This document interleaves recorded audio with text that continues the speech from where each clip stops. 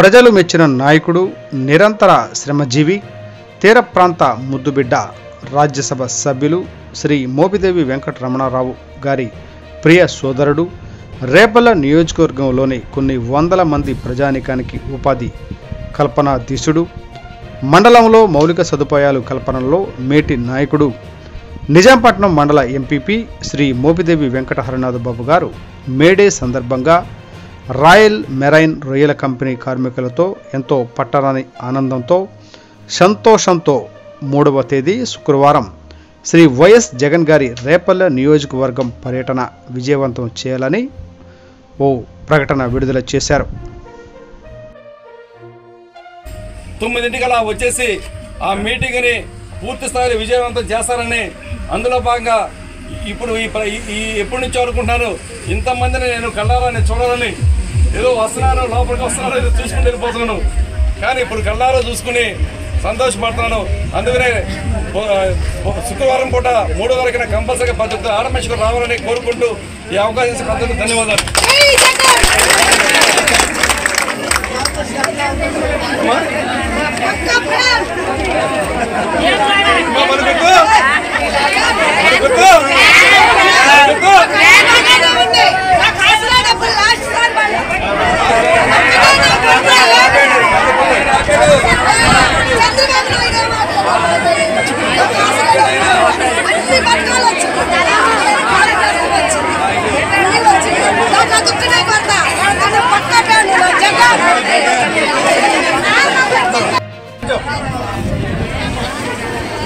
కొంచెం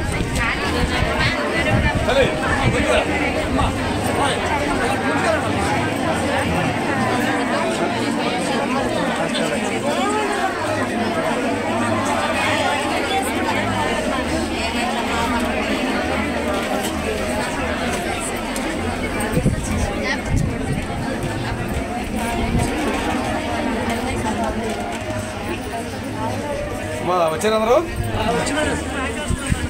మా అందరికి నమస్కారం. నాకెంతో సంతోషంగా ఉంది. ఇలాంటి ఫ్యాక్టరీ నేను కట్టానంటే నా జన్మకి ధన్యమైంది. నేను మోపిదేవి వీరరావు గారి అబ్బాయిని, ఆయన కొడుగ్గా, పెద్ద కొడుగ్గా మోపిదేవి వెంకటరమణరావు గారు ఎంపీగా, ఒక ఎంపీపీగా, ఒక ఎమ్మెల్యేగా, ఒక మంత్రి స్థాయిగా, ఓ ఉన్నతమైన వ్యక్తిగా, ఆయన స్థాయిలో ఆయనగా ఎదుగుతూ ఒక మత్స్యకారుడిగా, ఒక ఎంపీ స్థాయికి వెళ్ళిన ఏకైక వ్యక్తి మన మోపిదేవి అన్న. గెలవంతో గుండెల నిండా ఊపిరి పీల్చుకొని చెప్పొచ్చు కూడా. మనం మోపిదేవి ఇది నిజాంపట్నం మండలంలో ఒక మత్స్యకారుడిగా, ఒక ఉన్నత వ్యక్తిగా ఉన్నాడంటే మనం గర్వించే తగ్గ విషయం. ఆయనగా మోపిదేవి వీరరావు గారుగా, రెండో కొడుకుగా నేను అటల్ బాబుగా, తన మోపిదేవి వెంకటరమణరావు గారికి తమ్ముడుగా పుట్టినందుకు నేను గర్వపడుతున్నాను. ఎందుకంటే తన అన్నకి రాముడికి లక్ష్మణులాగా నేను ఉన్నానంటే అది నాకు గర్వం. అది అలాంటి వ్యక్తిగా ఇలాంటి ఫ్యాక్టరీ నేను కట్టానంటే మోపిదేవి వీరరావు కడుపున పుట్టినందుకు నాగులమ్మ గారికి కృతజ్ఞతలు చెప్పుకుంటున్నాను కూడా. అలాగనే ఈరోజు వచ్చిన సందర్భం, ఈరోజు ఈ మీటింగ్ ప్రధాన అంశం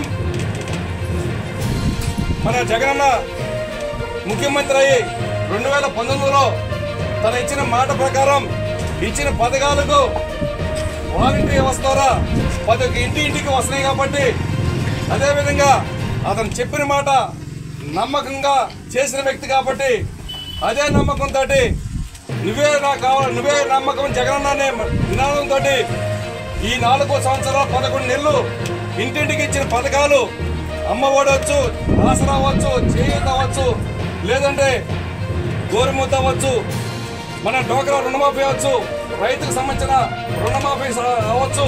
అట్లాగనే చంద్రబాబు నాయుడు గారు ఎన్నో పథకాలు ఇస్తారని చెప్పి నమ్మించి మోసం చేసిన వ్యక్తి రైతు రుణమాఫీ చేస్తానని చేశాడా? డోక్రా రుణమాఫీ చేస్తానని చేశాడా? ఏది చేయలా. అనేక నమ్మకాలు పూటక మాటలతో చెప్పి మోసం చేసిన వ్యక్తి చంద్రబాబు నాయుడు గారు. అదేవిధంగా రేపు ఈ 4 సంవత్సరాల 11 నెలలు ఈ రోజున ముగింపు అయ్యి రేపు అంటే ఈ నెల 13వ తారీఖున ఎలక్షన్ సందర్భంగా దగ్గరికి వచ్చేసాం. అందులో భాగంగా ఇన్ని పథకాలు ఇచ్చిన వ్యక్తి రేపు 23వ తారీఖున మన రేపలు వస్తారు కాబట్టి 3వ తారీఖున రేపలు వస్తారు కాబట్టి 3వ తారీఖున పూర్తి స్థాయిలో ఇక్కడున్న మహిళలు కూడా పూర్తిగా రావాలని ఆలోచనతోటి వచ్చాము. అలాగనే మన అన్నగారు మోపిదేవి గారికి టికెట్ ఇవ్వలేదని, ఎమ్మెల్యే టికెట్ ఇవ్వలేదని మన గ్రామాల్లోకి వచ్చి చెబుతారు. ఇక్కడ నిజాంపట్నం వాళ్ళు ఎంతమంది ఉన్నారు ఇచ్చేద్దామా? అలాగనే కొత్తపాలెం మూలకొండ లంకెంతప్ప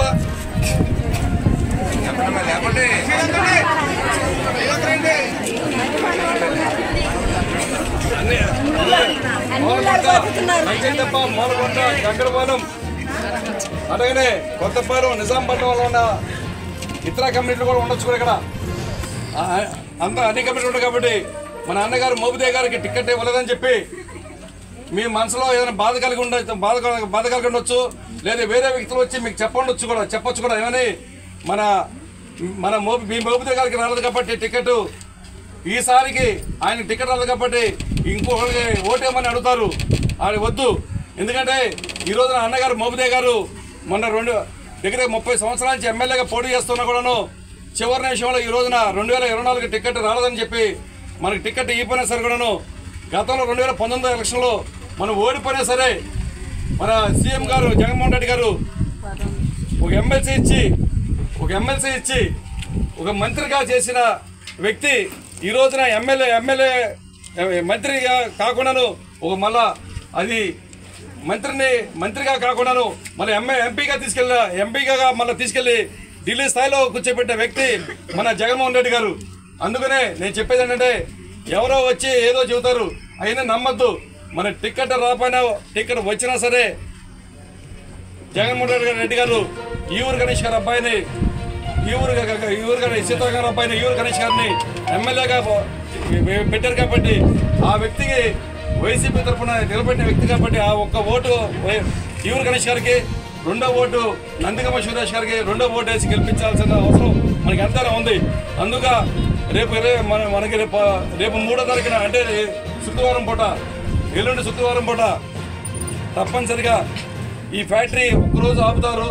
ఆ ఒక్కరోజు మటుకి ఇక్కడ ఉన్న 10 కాడ మనిషి కూడాను ఎక్కడున్నా సరే ఏ ఊరైనా సరే మీకు కేటాయించిన ఆటోలోనే ఆ కిరాయి ఇచ్చుకుంటాను. మీకు కావాల్సిన విధంగా మంచి చెడు నేను చూసుకుంటాను. ఆ ఆటోలోనే మీరు రేపల్లే 9ంటికలా వచ్చేసి ఆ మీటింగ్ని పూర్తి స్థాయిలో విజయవంతం చేస్తారని అందులో భాగంగా ఇప్పుడు ఎప్పటి నుంచో అనుకుంటున్నాను. ఇంతమందిని నేను